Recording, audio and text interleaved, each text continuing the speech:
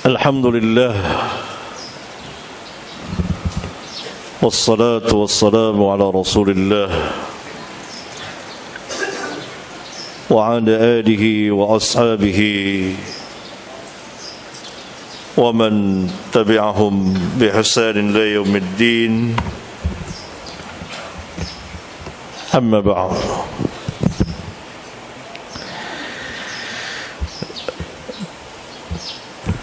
Ayyuhal ikhwah,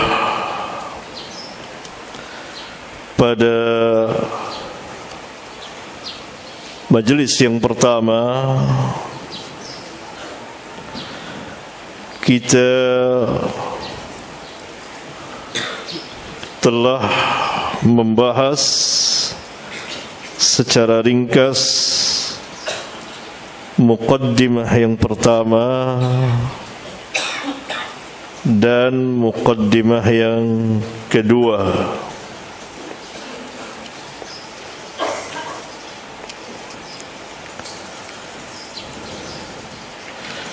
Sekarang kita akan membahas insyaallah taala muqaddimah yang ketiga.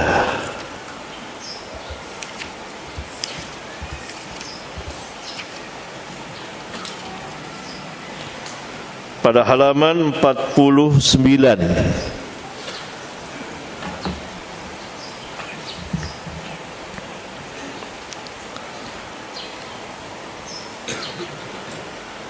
Di akhir muqaddimah pertama pada halaman 21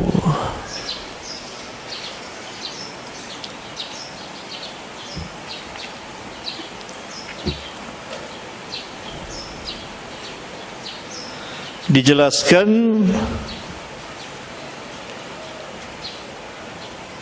ringkasan dari manhaj, sifat atau sikap para sahabat di dalam beragama Islam. Bagaimana cara mereka beragama itu? Dijelaskan di sini. Pertama, mereka mengambil agama mereka dari Alkitab, Al-Quran. Mereka tidak keluar dari Al-Quran. Yang kedua, dari As-Sunnah. Dan Al-Quran dan Sunnah selalu berjalan bersama, tidak pernah berpisah dan tidak boleh dipisahkan. Karena As-Sunnah merupakan penafsir atau yang memberikan penjelasan terhadap Al-Quran. Maka cara beragama para sahabat tidak keluar dari Alkitab, Al-Quran dan As-Sunnah. Yang ketiga, berjalan sesuai dengan fitrah yang Allah telah fitrahkan manusia berdasarkan agama Islam. Mereka tidak keluar dari fitrah ini. Yang keempat, mereka berjalan sesuai dengan akal mereka yang bersih, lagi sahih dan sharih, memiliki ketegasan. Sharih itu artinya memiliki ketegasan. Maka mereka berjalan bersama fitrah yang Allah telah fitrahkan mereka, dan mereka tidak keluar dari fitrah itu. Yang kelima, mereka berjalan sesuai dengan lughah mereka, bahasa Arab, yang Al-Quran turun dalam bahasa Arab, dan Nabi yang mulia sallallahu alaihi wasallam orang Arab dan berbicara dengan bahasa Arab, sehingga mereka para sahabat tidak keluar dari bahasa Arab. Karena salah satu kerusakan di dalam beragama adalah menerjemahkan agama, ditafsirkan ke dalam bahasa ajam, sehingga terjadi kerusakan. Bukan terjemahan Al-Quran, tidak. Tetapi ayat-ayat Al-Quran ditafsirkan bukan dengan bahasa Arab yang asli. Terjadilah penyimpangan-penyimpangan yang sangat besar sekali, dan kita akan lihat, ya. Nah, dengan 5 prinsip tadi mereka beragama, para sahabat itu ridwanullah alaihim jami'an, dan itu yang wajib kita ikuti, mengambil agama dari Alkitab dan Sunnah, berjalan sesuai dengan apa yang Allah telah fitrahkan kita, dan dengan akal yang sehat, dan seterusnya. Sekarang kita akan melihat kepada muqaddimah yang ketiga dengan judul perbedaan antara manhaj salaf dengan manhaj khalaf mutakallimin. Sudah saya jelaskan ini dalam masalah ayat-ayat dan hadis-hadis sifat, yakni sifat-sifat Allah. Allah mempunyai nama dan sifat-sifat. Ada perbedaan yang sangat mendasar antara manhaj salaf, cara beragamanya kaum salaf, para sahabat dan pengikut mereka, dengan manhaj khalaf yang menyalahi manhaj salaf. Mutakallimin telah saya jelaskan, mereka yang berbicara tentang akidah Islamiyah berdasarkan dalil-dalil akliyah, akal, mendahulukan akal dari wahyu.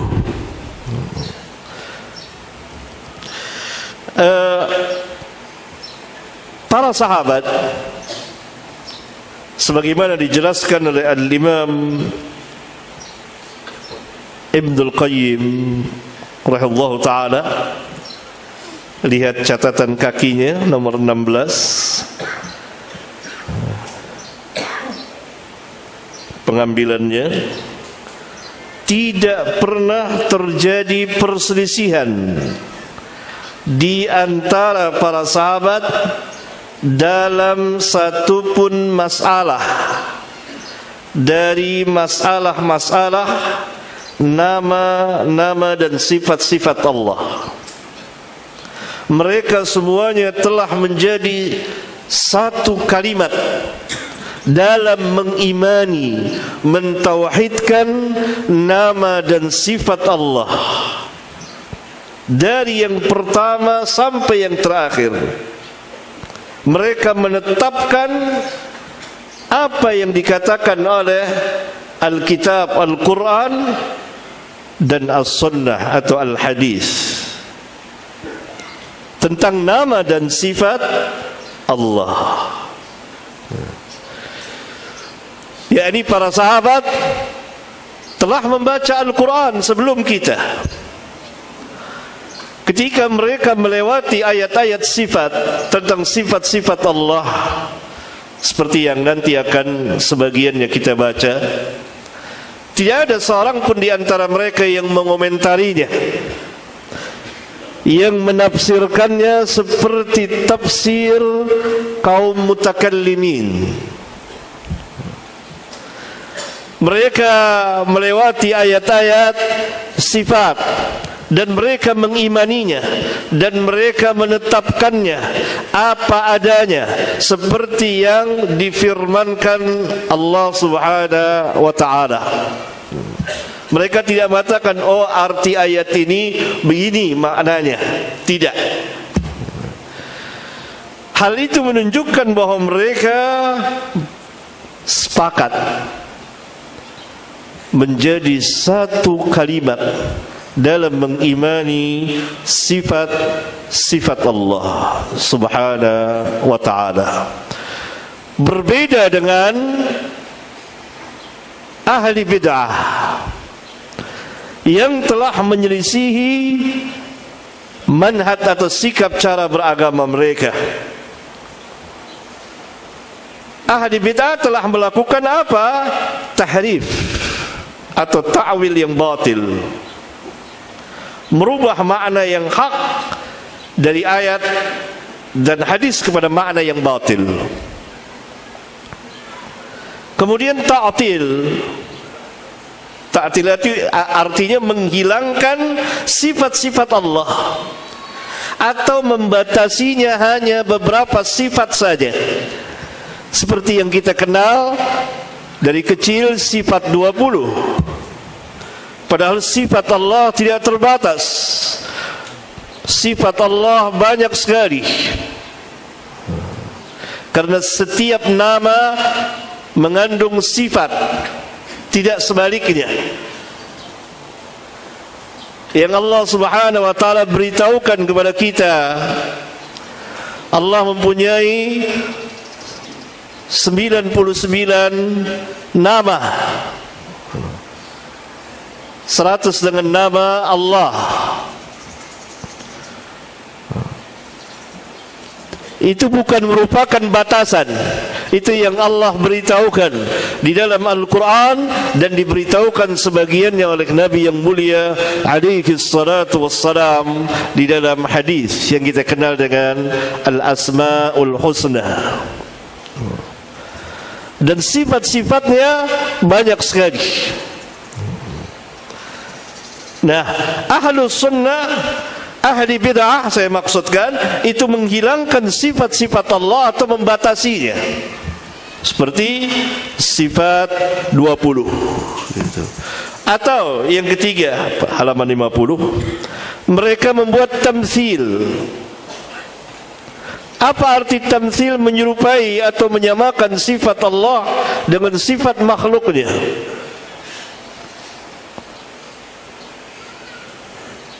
Tidak boleh kita menyerupai sifat Allah dengan sifat makhluknya. Allah tidak sama.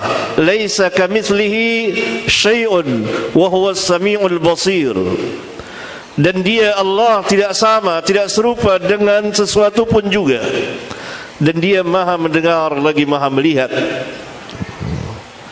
yakni Allah tidak sama sifatnya, zatnya, sifatnya, perbuatannya, perkataannya dengan sesuatu pun makhluk.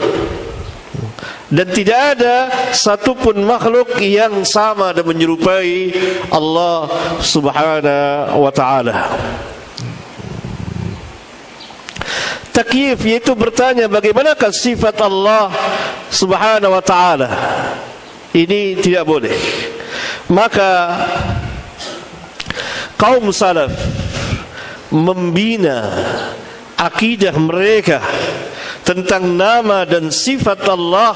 Pertama adalah mereka menetapkan isbat, menetapkan apa yang Allah telah tetapkan di dalam Al-Quran. Demikian juga Rasulullah SAW tentang nama dan sifat Allah Subhanahu wa ta'ala. Ini akidah mereka, menetapkan apa adanya. Berbeda dengan ahli bid'ah, mereka merubah nama dan sifat Allah, nama atau sifat-sifat Allah. Yang kedua, mereka ahlus sunnah meniadakan penyamaan atau penyerupaan Allah dengan makhluknya, atau sebaliknya, makhluk dengan Allah, baik pada zatnya, perbuatannya, perkataannya, dan nama dan sifat-sifatnya. Mereka menafikan atau meniadakan penyerupaan atau penyamaan Allah dengan makhluknya. Allah tidak sama dengan makhluknya. Yang ketiga, mengetahui maknanya. Ketika Allah berfirman bahwa Dia mempunyai wajah, maka ahlu sunnah tahu arti wajah adalah wajah. Tetapi tidak sama antara wajah Allah dengan wajah makhluknya. Oleh karena itu tidak boleh kita katakan wajah Allah sama dengan wajah makhluk. Tidak boleh. Tapi Allah mempunyai wajah, ia wajah. Mereka kenal arti wajah, ia wajah. Tetapi pada hakikatnya tidak sama. Allah lah yang tahu. Tetapi ahlu sunnah menetapkan wajah, tahu artinya wajah, ya wajah.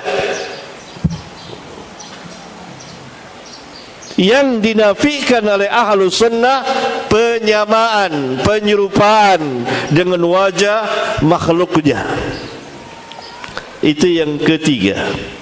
Yang keempat, mereka tidak bertanya bagaimanakah sifat Allah itu.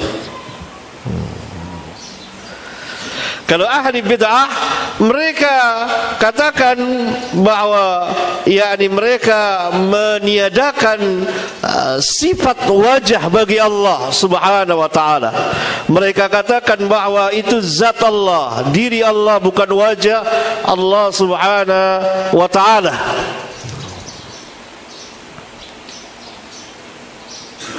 Sebagian dari mereka mengatakan enggak tahu apa itu wajah. Ini sudah kita singgung pada muqaddimah yang kedua. Nah, ini asas ahlu sunnah, menetapkan nama dan sifat-sifat Allah dan meniadakan penyerupaan, penyamaan Allah dengan makhluknya. Tidak sama, sama sekali tidak sama. Dan yang ketiga, mereka ahlu sunnah mengetahui nama dan sifat-sifat Allah. Dan yang keempat, mereka tidak bertanya bagaimana sifat Allah itu. Tidak boleh kita bertanya bagaimana sifat Allah itu, bagaimana wajah Allah itu. Seperti kita meyakini bahwa Allah mempunyai zat, diri. Kita tidak pernah bertanya bagaimana diri Allah itu. Karena pembicaraan mengenai zat, pembicaraan mengenai sifat cabang dari pembicaraan mengenai zat Allah Subhanahu wa taala. Demikian akidah atau perbedaan yang sangat mendasar antara manhaj salaf dengan manhaj khalaf mutakallimin dalam masalah ayat dan hadis-hadis sifat. Kita ambil contoh halaman 52. Allah Subhanahu wa taala berfirman dalam Al-Qur'an, "Kullu man 'alaiha fan wa yabqa wajhu rabbika dzul jalali wal ikram." Semua yang ada di bumi ini,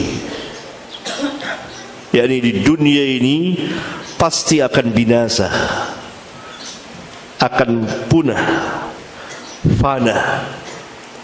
Segala sesuatu yang ada akan punah, dan akan kekal wajah Rabbmu yang mempunyai kebesaran dan kemuliaan. Ini salah satu ayat dari ayat-ayat sifat. Allah Subhanahu wa taala mensifati dirinya mempunyai wajah. Bagaimana akidah Ahlus Sunnah? Pertama, menetapkan seperti yang Allah firmankan, wajah ya wajah, dan mengetahui artinya seperti yang kita kenal, dan meniadakan penyerupaan antara wajah Allah dengan wajah makhluknya, tidak sama. Karena Allah laisa kamitslihi syai'un. Allah katakan laisa kamitslihi syai'un. Dia Allah tidak sama, tidak serupa dengan sesuatu pun juga. Ia zatnya, dirinya, sifatnya, perbuatannya, nama tidak sama dengan makhluknya. Nama bisa sama. Manusia mempunyai wajah, Allah mempunyai wajah, namanya sama, wajah, hakikatnya berbeda. Laisa kamitslihi syai'un. Ahlus sunnah menetapkannya apa adanya. Bagaimana dengan yang menyalahi ahlus sunnah, yang menyalahi perjalanan para sahabat?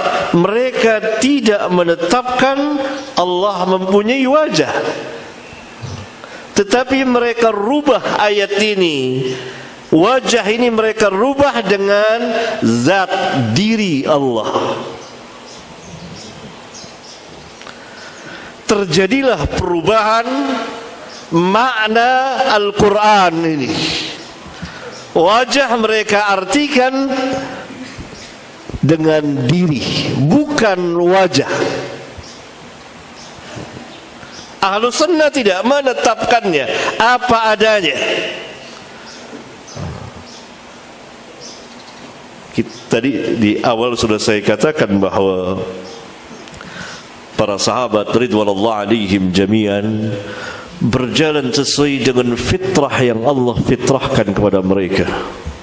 Mereka ambil agama mereka dari Al-Quran dan Sunnah, dan mereka berjalan sesuai dengan fitrah mereka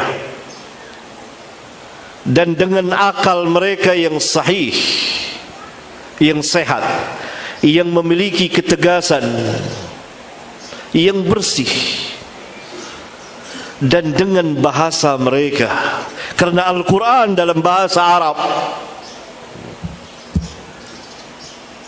Oleh karena itu telah terjadi kekacauan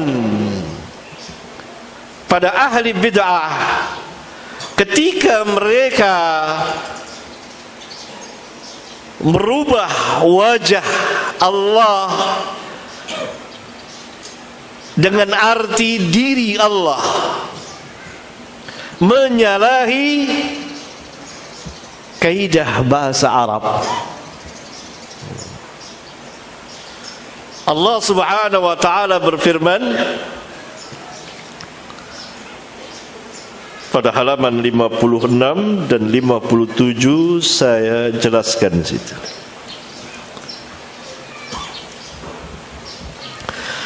وَيَبْقَى وَجْهُ رَبِّكَ ذُو الْجَلَالِ وَالْإِكْرَامِ. Dan akan tetap kekal wajah Rabbmu yang mempunyai kebesaran dan kemuliaan. Perhatikan ayatnya.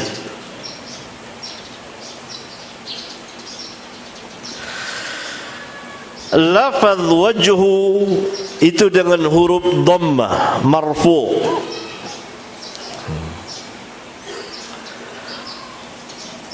Rabbik, Rabbi ba'nya kasrah majrur. Kemudian zu itu marfu' dhammah lagi. Berarti saya kira para pelajar kita tentu sangat tahu bahwa Dzul Jalali wal Ikram itu merupakan sifat bagi wajhu, bukan sifat bagi Rabbik. Karena kalau ini diterjemahkan dan akan kekal zat atau diri Allah, bukan wajah, Maka harusnya bukan zu, tapi zil jalali wal ikram. Paham? Para pelajar tentu bisa menangkap. Kalau katakan wa yabqa wajhu rabbika dzul jalali wal ikram, dan akan kekal wajah Rabbmu dengan huruf dhammah, wajhu rabbika kasra ba'nya, dzu itu dhammah,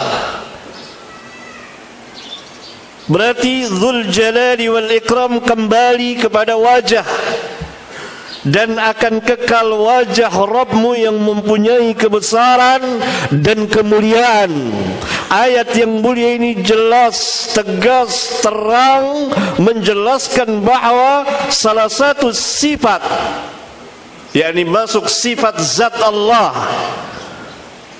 atau sifat khabariyah Allah, sifat kabar. Allah memberitahukan di dalam Al-Quran bahawa Dia mempunyai wajah yang disifatkan dengan al-jalali wal ikram, dzul jalali wal ikram.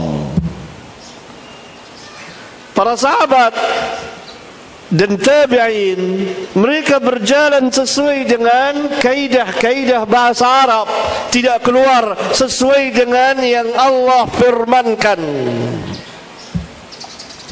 Ahli bid'ah tidak berjalan dengan itu. Mereka menyalahi, selain menyalahi fitrah mereka, selain fitrah mereka telah terjadi kerusakan di dalam fitrah mereka, dan mereka tidak mengambil agama mereka dari Alkitab dan Sunnah secara hakiki.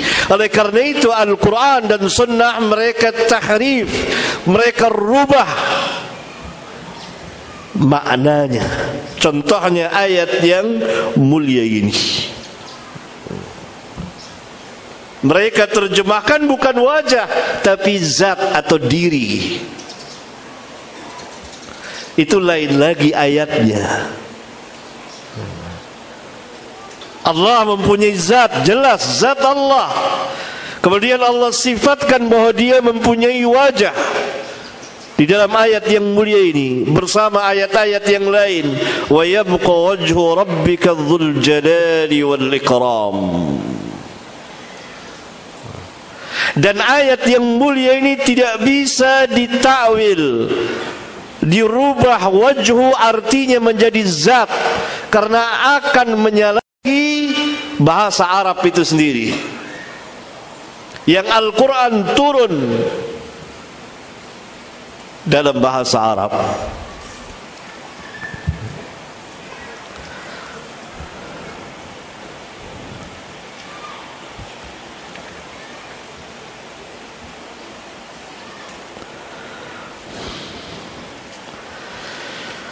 Oleh karena itu salah seorang atau penulis kitab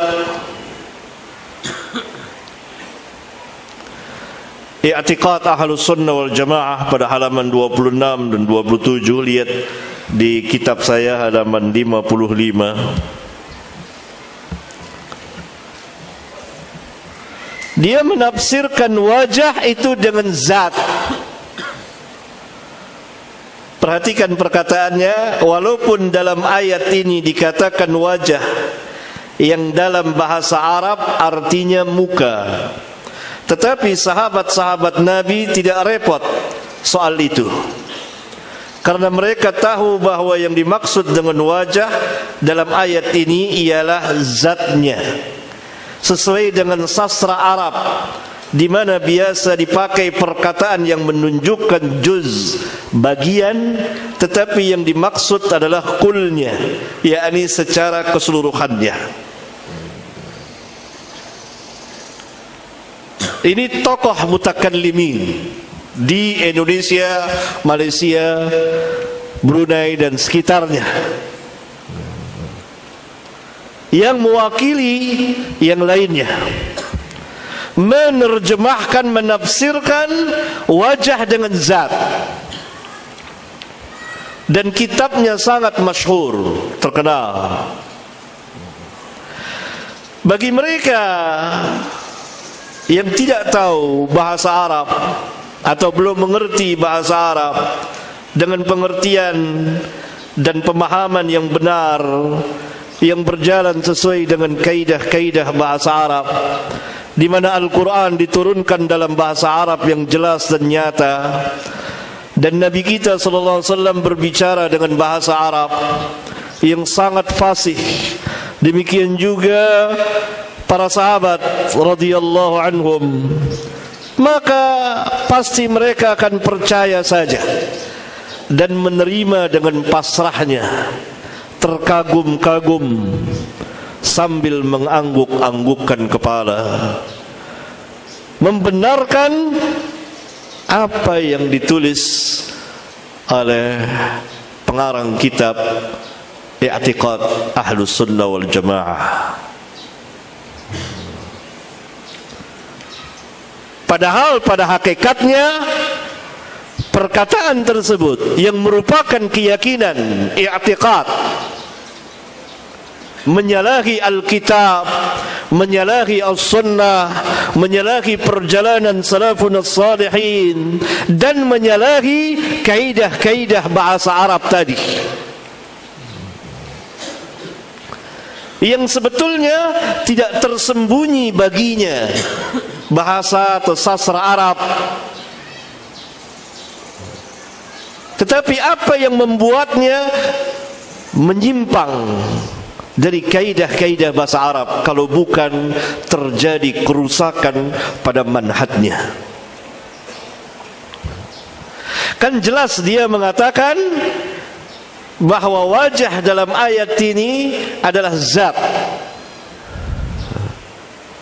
yang para sahabat ridwanullah alaihim jami'an tidak pernah menafsirkan wajah dengan zat di dalam ayat yang mulia ini, karena mereka orang Arab tulen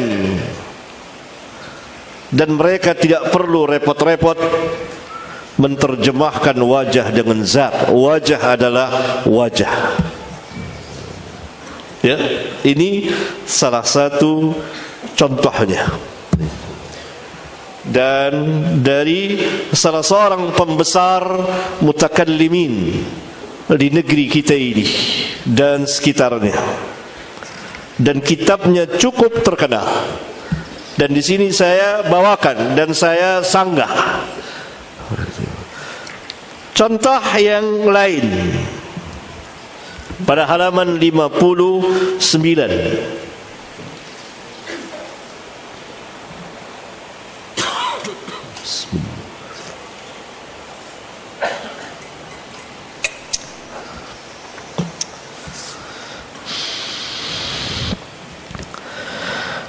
Ar-Rahmanu 'alal 'arsy istawa.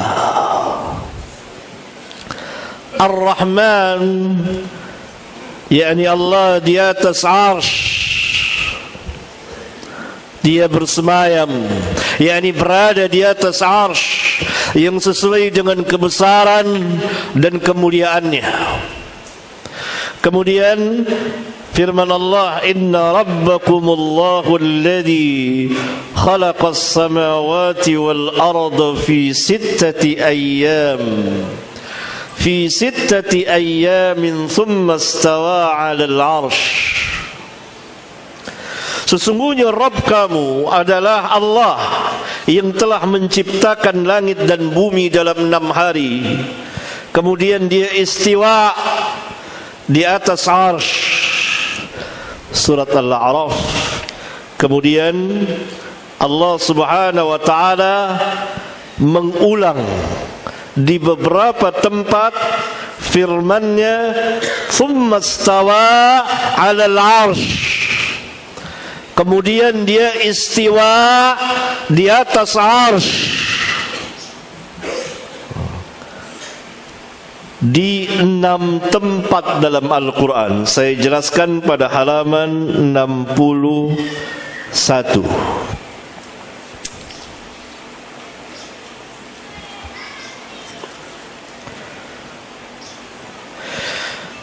Berarti ada 7 ayat di dalam Al-Quran yang secara tegas Allah memberitahukan bahwa Dia istiwa. Istiwa artinya berada di atas arsy. Arsy adalah makhluk Allah yang paling besar dan paling tinggi. Maka Allah berada di atas sekalian makhluknya. Karena Allah bainun min khalqihi, terpisah dari makhluknya. Allah di atas sekalian makhluknya. Karena itu salah satu sifat Allah, Allah disifatkan dengan al-ulu, tinggi. Allah maha tinggi. Sabbihisma rabbikal a'la. Dan Allah memilih sifat perbuatannya bahwa Allah bersemayam istiwa alal arsh.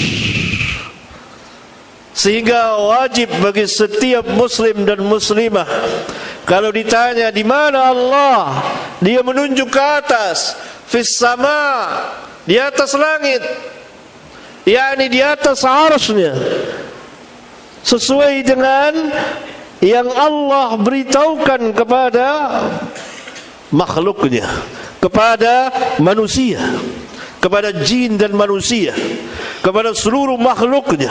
Allah subhanahu wa ta'ala memberitahukan Ar-Rahmanu 'alal 'arsy istawa. Dan seluruh makhluk berjalan sesuai dengan fitrahnya, mengenal Rabbnya, bahwa Rabbnya fis sama. Hatta hewan-hewan, kecuali sebagian manusia yang telah rusak fitrahnya seperti Fir'aun. Firman Allah, Ar-Rahmanu 'alal 'arsy istawa, kemudian thumma istawa 'alal 'arsy. Ahlus sunnah mengimani apa adanya. Istiwa, istiwa. Karena arti istiwa itu ala, berada di atas. Bagaimana dengan ahli bid'ah dari Jahmiyah dan Mu'tazilah? Dua firqah sesat ini, mereka telah merubah firman Allah istiwa menjadi istaula. Berarti terjemahannya bukan Allah bersemayam atau berada di atas arsy, tapi terjemahannya menjadi Allah menguasai arsy. Ini adalah perubahan secara besar-besaran terhadap ayat Al-Quran, persis seperti yang pernah dilakukan oleh guru besar mereka, yaitu Ahlul Kitab dari Yahudi. Dan kita lihat kaum mutakallimin pun seperti itu, mengatakan istaula, berkuasa. Padahal jelas Allah di 7 tempat dalam Al-Quran mengatakan bahwa Dia istiwa di atas arsy, yang menunjukkan menjadi kekhususan Allah, yang Allah telah menjelaskan kepada makhluknya bahwa Dia istiwa alal arsy. Kalau menguasai, maka Allah bukan hanya menguasai arsy, tapi Allah menguasai langit dan bumi dan apa yang ada di antara keduanya, dan seluruh alam semesta berada di bawah kekuasaan Allah.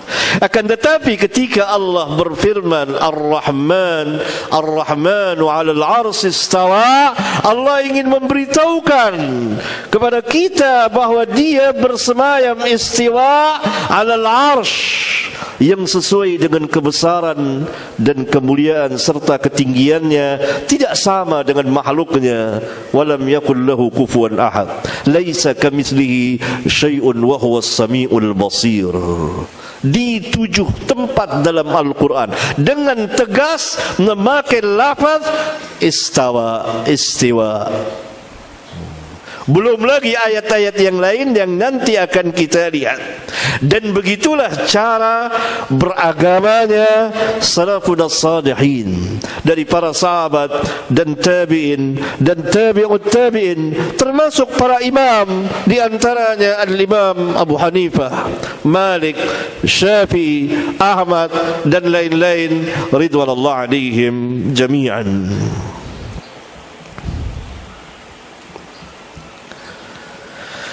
Adapun Jahmiyah dari firqah-firqah sesat dan yang mengikutinya telah merubah tadi istiwa menjadi istaula, dan ini jelas telah menyalahi Alkitab dan Sunnah dan perjalanan salafun salih. Di sini saya memberikan beberapa catatan pada halaman 61. Silakan lihat.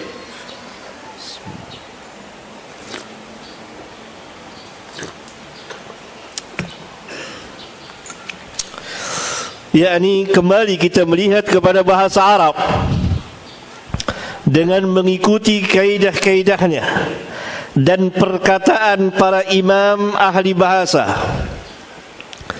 niscaya akan bertambah nyata dan jelas kebatilan dan kesesatan Mu'tazilah dan Jahmiyah bersama para pengikutnya yang telah merubah makna istiwa dengan istaula.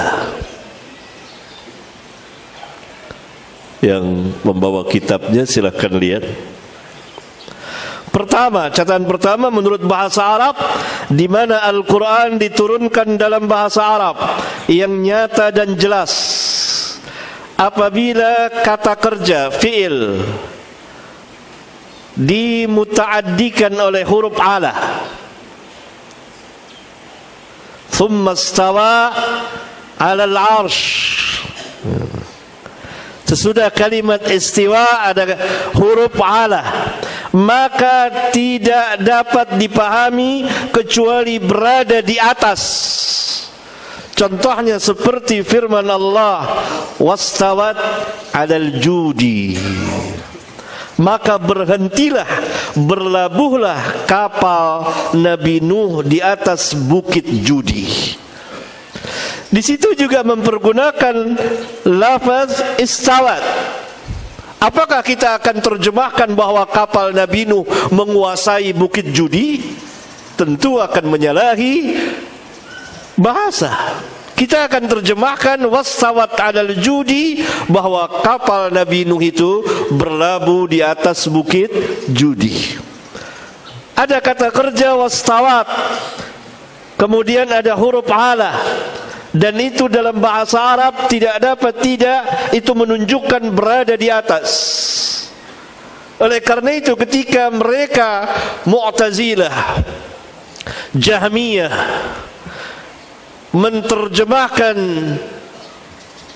istiwa dengan istaula, jelas menyalahi bahasa Arab yang Al-Quran turun dalam bahasa Arab. Inilah berbahayanya ketika mereka mengikuti filsafat Yunani yang pada saat itu telah diterjemahkan ke dalam bahasa Arab, sehingga mereka mengadopsinya dan memasukkannya ke dalam Islam dan merubah ayat-ayat Al-Quran dengan bahasa filsafat Yunani itu.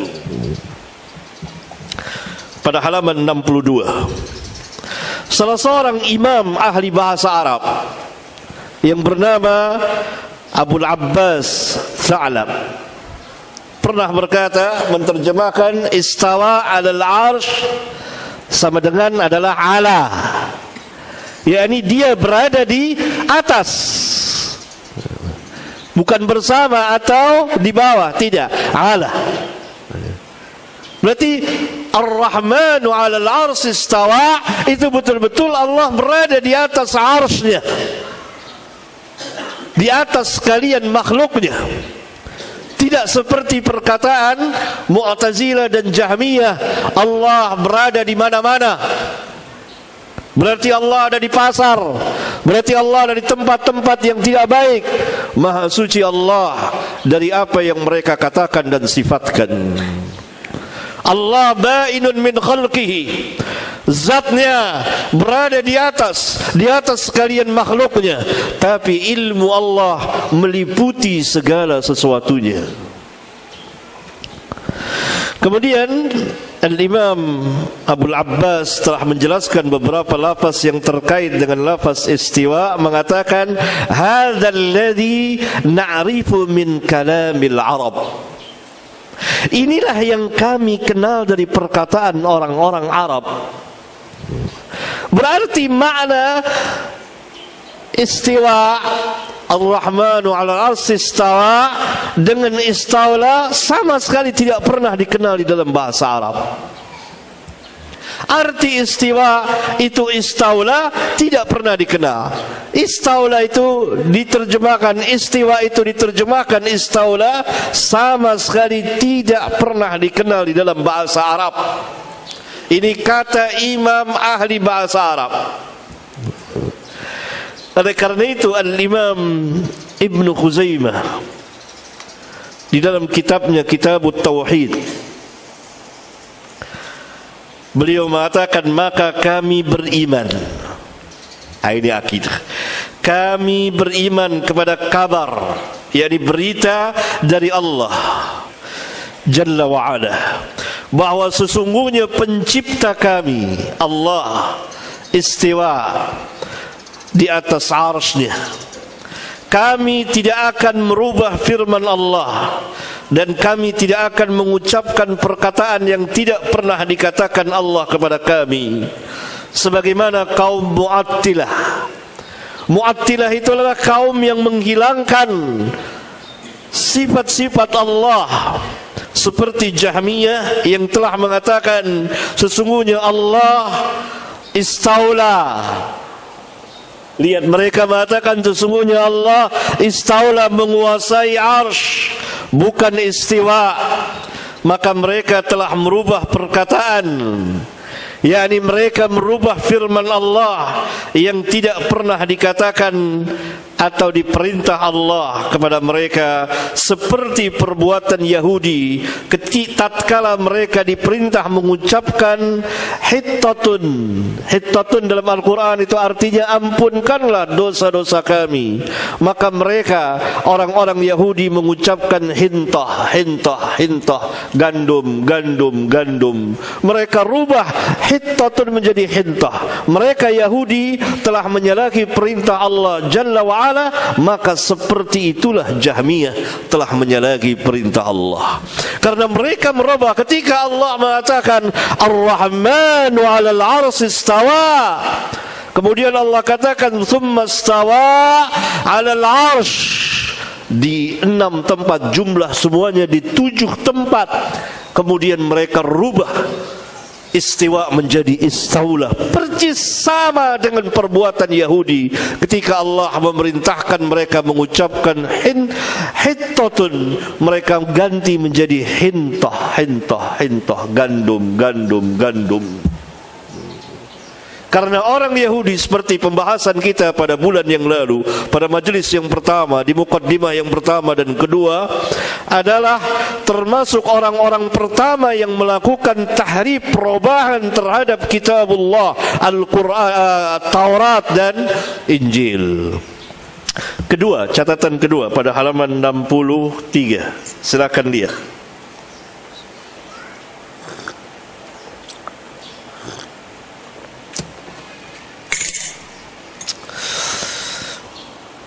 Lagi perkataan imam ahli bahasa Arab, yaitu Abu Abdullah Muhammad bin Al-A'rabi, bukan Ibnu Arabi, Al-A'rabi, A'rabi. Telah berkata Ibnu Arfah di kitabnya Ar-Raddu 'alal Jahmiyah, bantahan terhadap firqah sesat Jahmiyah. Jahmiyah itu adalah sebuah firqah sesat yang meniadakan bukan hanya sifat Allah, tapi nama-nama dan sifat-sifat Allah, sehingga Allah tidak punya nama, tidak punya sifat. Mereka juga yang mengatakan bahwa Allah ada di mana-mana. Mereka juga yang mengatakan bahwa surga dan neraka tidak kekal. Mereka juga yang mengatakan bahwa Al-Quran makhluk dan seterusnya, yang kemudian diikuti oleh Mu'tazilah, yang kemudian ditaklidi oleh kaum mutakallimin dari zaman ke zaman sampai pada hari ini. Ibnu Arfa mengatakan, telah menceritakan kepada kami Daud bin Ali, ia berkata, kami pernah bersama Ibnul A'rabi, lalu datanglah seorang bertanya kepada beliau, apa makna firman Allah Ar-Rahmanu 'alal 'arsy istawa? Jawab Ibnul A'rabi, dia Allah di atas arsy, sebagaimana yang dia katakan. yakni makna Ar-Rahmanu 'alal 'arsy istawa itu seperti yang Allah katakan, karena makna istiwa itu berada di atas. Orang itu berkata membantahnya, "Hai Abu Abdullah, sesungguhnya maknanya itu tidak lain melainkan istaula, yakni Allah menguasai arsy, bukan berada di atasnya." Kelihatannya orang ini terpengaruh dengan Jahmiyah saat itu. Maka Ibnul Arabi berkata kepada orang itu, membentaknya, "Diam kau." Jadi diam kau. Yani kau bukan ahlinya bahasa Arab. Aku adalah ahli bahasa Arab. Apa? Tidak dapat dikatakan istaula menguasai atas sesuatu sampai dia mempunyai lawan. Kemudian apabila salah satu dari keduanya mengalahkan yang lain, maka ketika itu dapat dikatakan kepada yang menang atau yang mengalahkan lawannya, istaula, dia menguasai. Nah, berarti kalau kita terjemahkan Ar-Rahmanu 'alal 'arsy istawa itu dengan istaula, menguasai, berarti istaula itu dalam bahasa Arab harus berhadapan dua harus berhadapan. Lalu Allah berhadapan dengan siapa sehingga Allah mengalahkannya, sehingga akhirnya Allah menguasai arsy? Tidak bisa dikatakan istaula kecuali ada lawan, dan setelah mengalahkan baru dikatakan istaula. Itu secara bahasa Arab. Oleh karena itu ketika orang itu mengatakan, "Wahai Abu Abdullah, makna istiwa itu istaula," maka kata Ibnul Arabi, "Uskut, diam kau, diam. Ya, ini jangan masuk ke dalam bab ini. Ini bab yang ahlinya, orang yang ahlinya akan berbicara. Tidak dikatakan istaula kecuali dia mempunyai lawan, lalu terjadi pertandingan dan salah satu mengalahkan yang lain, maka baru dikatakan istaula dalam lughatul Arab." Alangkah rusaknya, batilnya, sesatnya ketika istiwa diganti dengan istaula itu. Berarti Allah bertanding dulu untuk menguasai arsy. Kepada dan dengan siapa Allah bertanding? Karena itu Al-Imam Ibnul A'rabi mengatakan, "Diam, jangan ngomong, kau tidak mengerti." Itu maknanya, diam. Engkau tidak tahu makna istiwa dan istaula. Ini imam ahli bahasa Arab, bukan orang main-main. Ini imam ahli bahasa Arab pada zaman dahulu. Ya, dia mengatakan seperti itu. Ya. Nah, kemudian pada halaman 65 Allah mengulang lagi ayat tapi dengan lafaz yang lain, firman yang lain, yang menunjukkan bahwa Allah berada di atas langit, yakni di atas arsy-Nya, zatnya, dan itu fitrah yang Allah fitrahkan manusia.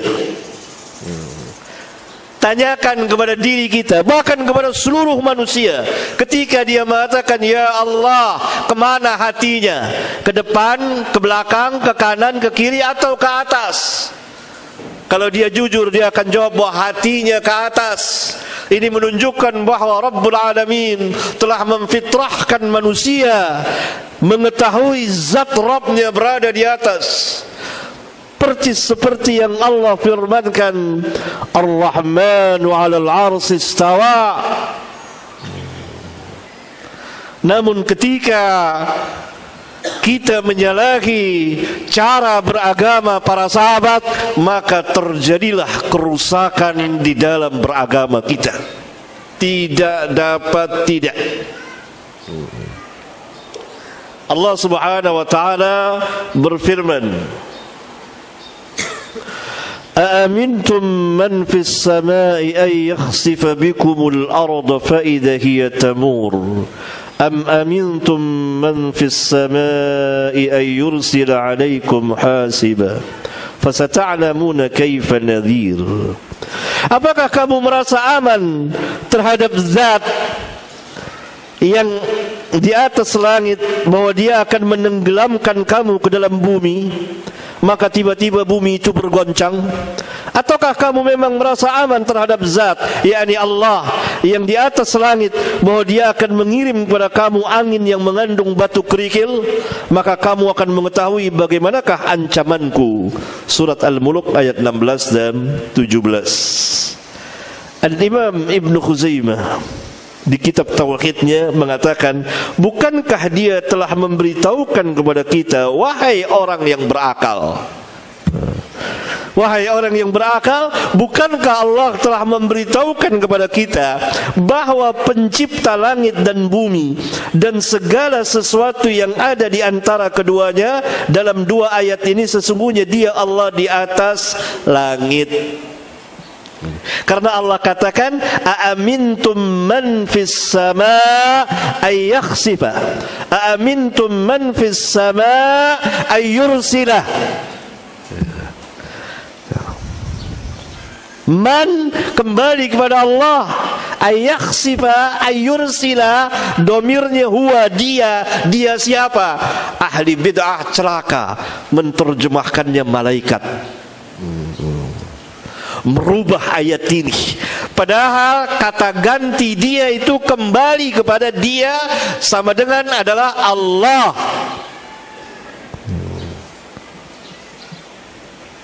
Oleh karena itu para ulama mengatakan seperti ini. Ibnu Khuzaimah kemudian telah berkata, Al-Imam Abul Hasan Al-Asy'ari, yang sebagian manusia menyandarkan akidahnya Asy'ariyah, padahal Al-Imam Abul Hasan Al-Asy'ari sendiri telah mengatakan di kitabnya Al-Ibanah fi Usulid Diyanah, setelah beliau membawakan ayat tadi dalam surat Al-Mulk, dia mengatakan di atas langit adalah arsy, jadi arsy di atas langit, makhluk yang paling tinggi. Maka tatkala arsy berada di atas langit, Allah berfirman, aamintum man fis sama,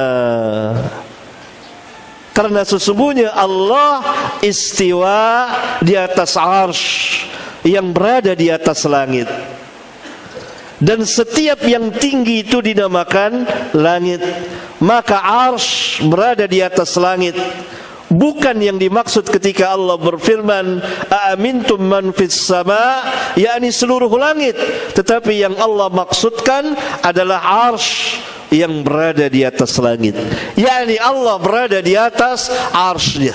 Tegas sekali Al-Imam Abul Hasan Al-Asy'ari mengatakan, mengimani bahwa makna ayat yang mulia ini adalah Allah berada di atas langit, maknanya Allah berada di atas arsy-Nya, karena di atas langit adalah arsy, dan Allah di atas arsy yang sesuai dengan kebesaran dan kemuliaan Allah Subhanahu wa taala.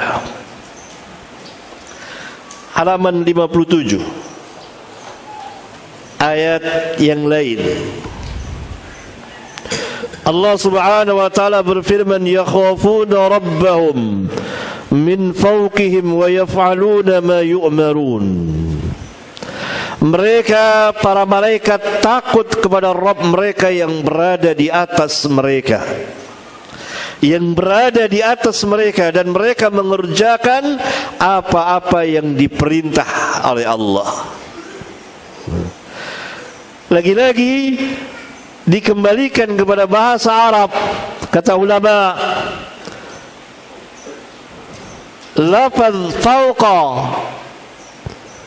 apabila dimajrur, dikasrah dengan huruf min dalam bahasa Arab menunjukkan ketinggian tempat, bukan ketinggian martabat.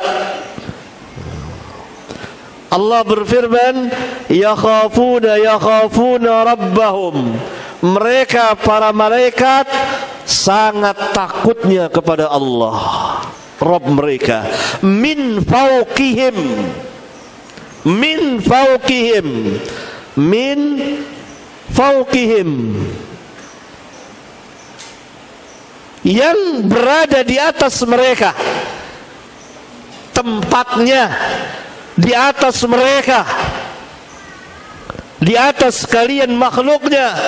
Karena Allah tidak bersama makhluknya, kecuali dari sebagian ajaran sesat, paham ittihadiyah, al-uluhiyah. Allah mengatakan bahwa Allah bersama mereka, bersama diri mereka. Ini adalah ajaran kufur, dan lebih kufur dari ahlul kitab. Allah terpisah dari makhluknya, Allah tidak bersama makhluknya, Allah tidak berada di bawah makhluknya, tapi Allah terpisah dari makhluknya dan berada di atas makhluknya, zat Allah. Karena itu kata ahli bahasa, ketika ada huruf min majrur sebelum huruf fauqa, maka itu menunjukkan ketinggian tempat, bukan martabat. Kalau martabat jelas Allah maha tinggi, maha mulia, maha besar, dan lain sebagainya. Tapi ayat yang mulia ini menunjukkan bahwa Allah berada di atas para malaikatnya. Wa yaf'aluna ma yu'marun, dan mereka, para malaikat, mengerjakan apa yang diperintah oleh Allah. Ayat yang lain masih pada halaman 67, kemudian halaman 68. Perhatikan kisah Fir'aun bersama Musa. Berkata Fir'aun, wa qala Fir'aun ya Haman, ya Haman ibni li sarhan la'alli ablughul asbab, asbab as-samawat, asbab as-samawati fa'attali'a ila ilahi Musa wa inni la'adhunnuhu kadhiba.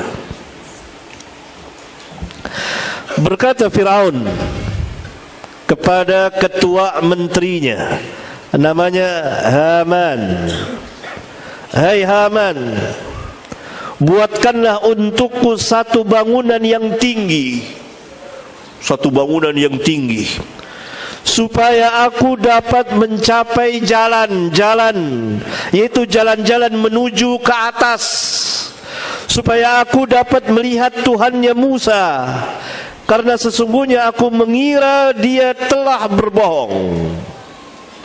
Hal ini menunjukkan bahwa Nabi yang mulia Musa alaihi salatu wassalam telah memberitahukan kepada Fir'aun Allah di atas langit.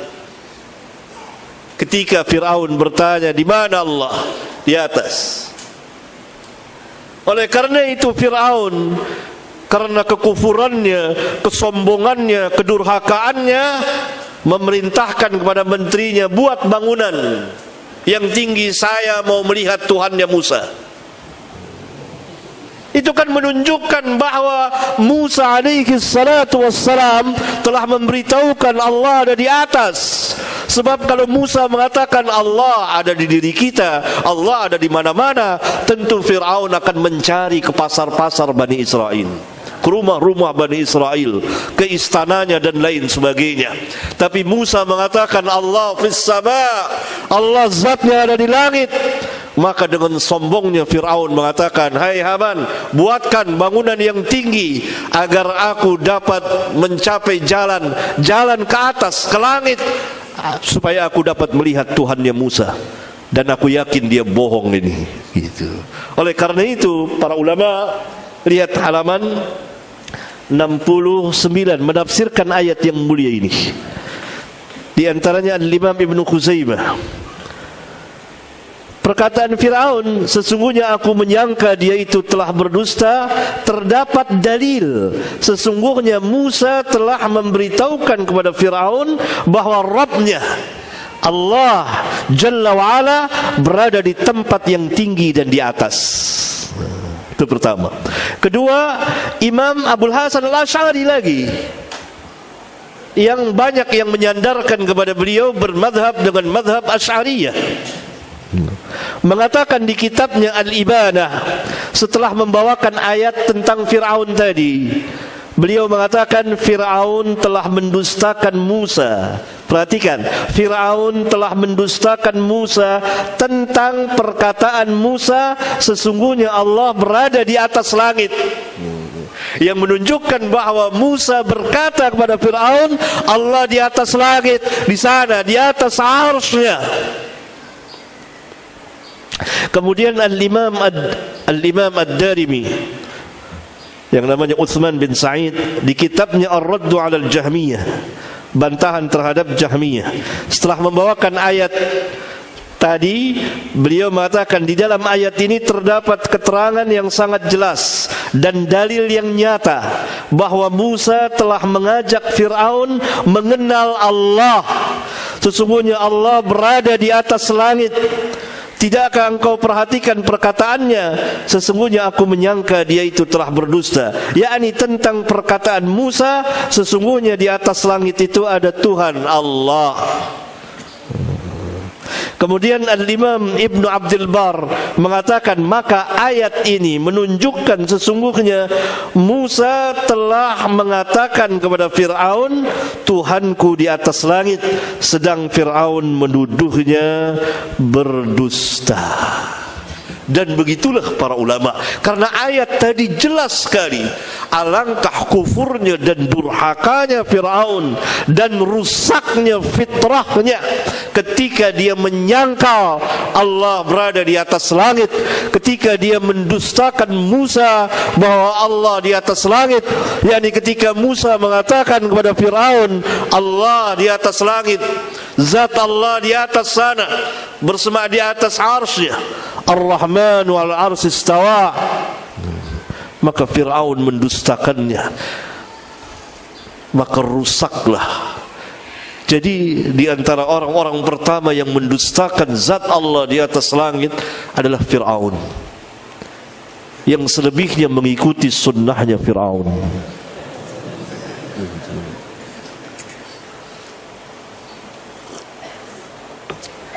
Kemudian pada halaman 70 saya membawakan sebuah hadis yang sangat besar, lagi sangat agung serta sangat mulia, yang kita kenal dengan hadis Jariyah, seorang budak perempuan. Dan hadis ini hampir rata-rata para imam ahlul hadis meriwayatkannya. Imam Malik di kitabnya Al-Muwatta, Imam Ahmad di Musnadnya, Al-Imam Asy-Syafi'i di kitabnya Al-Risalah. Al-Imam Al-Bukhari di luar kitab sahihnya, Al-Imam Muslim di kitab sahihnya, Al-Imam Abu Daud, dan banyak sekali para imam ahlul hadis, hampir rata-rata, karena mereka semuanya ahlus sunnah wal jamaah, berjalan di atas manhaj salaf, meriwayatkan sebuah hadis di mana Rasulullah SAW pernah bertanya kepada seorang budak perempuan. Faqala laha, aina Allah? Di mana Allah? Ini menunjukkan disyariatkannya bertanya aina Allah, tidak salah. Tentu kita tidak mengumbar-ngumbar pertanyaan seperti itu terhadap orang-orang yang tidak atau belum mengerti, tapi diajarkan, dan manusia akan berjalan sesuai dengan fitrahnya. Selama fitrahnya itu tidak dirusak oleh ajaran-ajaran sesat, dia akan menerima bahwa Allah fis sama. Maka serta-merta perempuan itu menjawab qalat fis sama. Lihat pertanyaannya, jawabannya fis sama, di atas langit. Huruf fi di sini maknanya ala. Fis sama ay ala sama. Seperti firman Allah, fasihu fil ard. Berjalanlah kamu di muka bumi, bukan di dalam bumi. Fasihu fil ard. Fi di situ maknanya ala. Fasihu alal ard maknanya. Ini fis sama ay ala sama, di atas langit. Di atas langit ada arsh. Tadi telah diberitahukan oleh Al-Imam Abul Hasan Al-Ash'ari rahimahullahu ta'ala di kitabnya Al-Ibanah. Fis sama. Qala, maka Nabi SAW bertanya lagi kepada budak perempuan itu, man ana? Siapa saya? Qalat anta Rasulullah. Engkau adalah utusan Allah. Qala a'atiqha fa innaha mu'minah. Nabi SAW bersabda, merdekakan dia karena sesungguhnya dia adalah seorang mukminah. Ini seorang budak perempuan tahu tentang akidah yang sangat agung, akidah yang sangat besar, bahkan termasuk sebesar-besar akidah Islamiyah, meyakini, mengimani sifat Allah istiwa 'alal 'arsy, Ar-Rahmanu 'alal 'arsy istawa. Karena Allah telah fitrahkan seluruh makhluknya berdasarkan ini, kecuali sebagian dari mereka yang telah rusak fitrahnya seperti Fir'aun. Langsung perempuan itu menjawab, fis sama. Dari mana? Perempuan pengembala kambing yang tinggal di gunung. Dari mana dia tahu? Jawabannya pertama, masyarakat ketika itu akidahnya bersih. Yang kedua, dia belajar dari tuannya yang mengajarkannya. Yang ketiga, dia berjalan sesuai dengan fitrahnya. Tentu wanita ini kan jarang, mungkin hampir-hampir tidak hadir di majelis Nabi yang mulia alaihi salatu wassalam. Orang yang tinggal di desa, di kampung tahu akidah yang besar. Tapi zaman kita orang yang tinggal di kota dan mempunyai gelar sederet,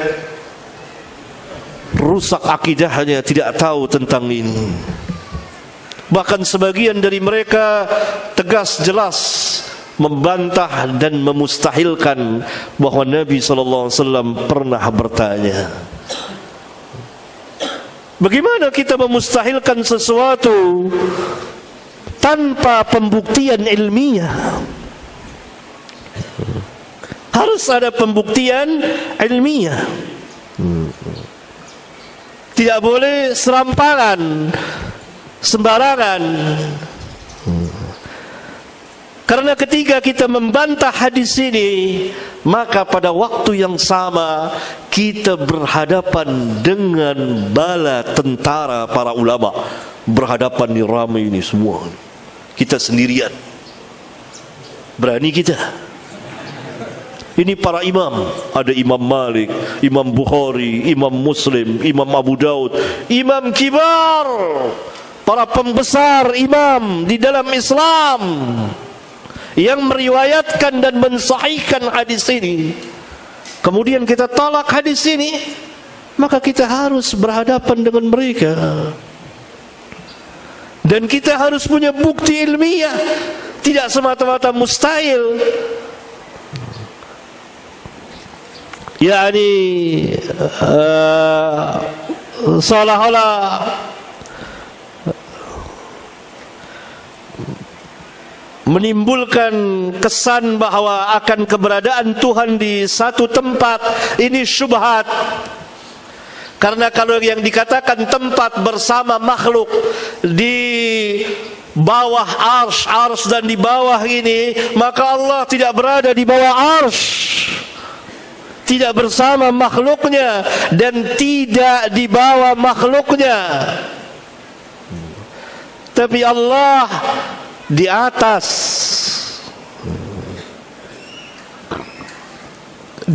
makhluknya. Salah seorang tokoh mengatakan, lihat halaman 71,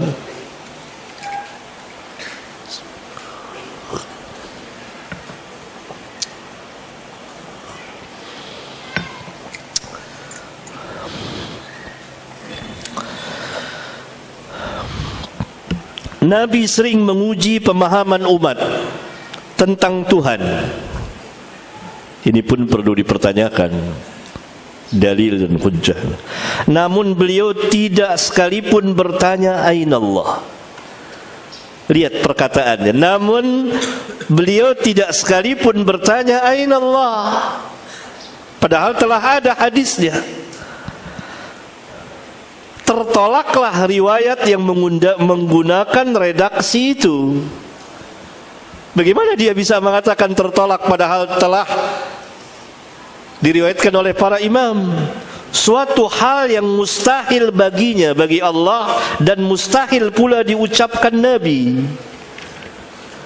Dengan alasan serupa, para ulama bangsa kita enggan menggunakan kata ada bagi Tuhan, tetapi mereka menggunakan istilah wujud. Nah, kalau wujud itu diterjemahkan dalam bahasa Arab, artinya apa? Ada. Nah, itu sanggahan. Sesingkat itu. Para pembaca tidak disuguhkan alasan ilmiah, pembuktian ilmiah. Kenapa dia menolak? Kenapa memustahilkan? Kenapa dia mengatakan karena ia menimbulkan kesan keberadaan Tuhan di satu tempat? Tidak dijelaskan tempat yang mana. Kalau tempat yang dia maksud di bawah arsy, jelas Ahlus Sunnah tidak mengatakan seperti itu. Bukan itu yang dimaksud. Allah tidak bersama makhluknya, dan Allah tidak berada di bawah makhluknya, dan Allah tidak bersama makhluknya, dan Allah tidak berada di bawah makhluknya, dan Allah tidak berada di mana-mana. Kalau itu yang dimaksud, iya benar.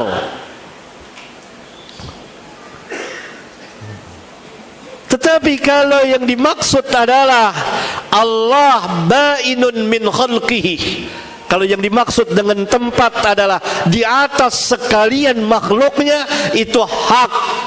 Itulah akidah Ahlus Sunnah. Dan kelihatannya dia tidak paham ini. Tidak bisa membedakan tempat yang satu dengan tempat yang lain. Allah berada di atas sekalian makhluknya. Makhluk yang tertinggi adalah arsy. Kan Allah berfirman, Ar-Rahmanu 'alal 'arsy istawa. Ar-Rahman di atas arsy, dia bersemayam. Arsy paling tinggi, paling besar. Yang lainnya di bawah arsy. Allah di atas arsy. Kalau yang dimaksud adalah Allah di bawah arsy bersama makhluknya, iya, batil itu. Ahlus Sunnah tidak pernah mengatakan seperti itu. Dan itu adalah perkataan ahli bid'ah. Ini syubhatnya orang-orang yang menolak ini. Kalau kita katakan Allah ada di pertanyaan di mana Allah, berarti itu menimbulkan kesan Allah ada di tempat. Tanya tempat yang mana? Tempat antum atau di luar makhluk? Kalau bersama antum jelas batil. Allah zatnya tidak bersama manusia. Allah zatnya tidak bersama makhluknya. Allah zatnya tidak berada di luar di bawah makhluknya. Tidak. Zat Allah berada di atas makhluknya, di atas sekalian makhluknya, terpisah dari makhluknya. Karena itu ahlu sunnah mengatakan bainun min khalqihi. Bainun, terpisah dari makhluknya. Dan Allah ghaniyun 'anil 'alamin. Allah tidak berkeperluan kepada makhluknya. Semua makhluk berkeperluan kepada Allah Subhanahu wa ta'ala. Ya, nah ini syubhatnya. Syubhatnya. Dia tidak menyuguhkan mana bantahan ilmiahnya, hanya perkataan seperti itu saja tertolak. Nah, ini perlunya masyarakat kaum muslimin Indonesia belajar tentang akidah Islamiyah dari para imam mereka dan mengetahui dalil dari Alkitab dan Sunnah, agar mereka tidak serta-merta menolak sunnah Nabi yang mulia alaihi salatu wassalam. Di sini ada beberapa catatan saya dalam membantah perkataan di atas, cukup panjang.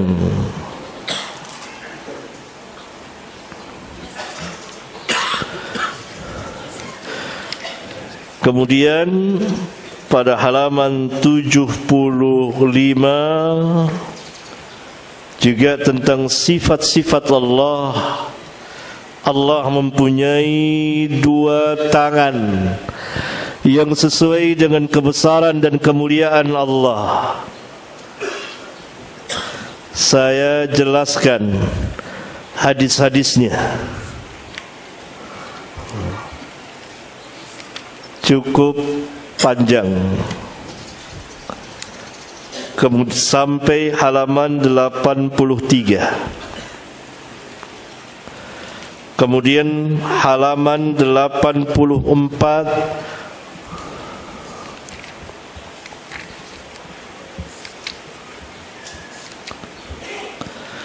sampai akhir muqaddimah ketiga, yaitu halaman 111. Saya membawakan beberapa hadis tentang sifat-sifat Allah, sebagiannya, agar kita mengetahuinya. Tapi karena kita dibatasi oleh waktu, maka belum sempat saya membacakannya.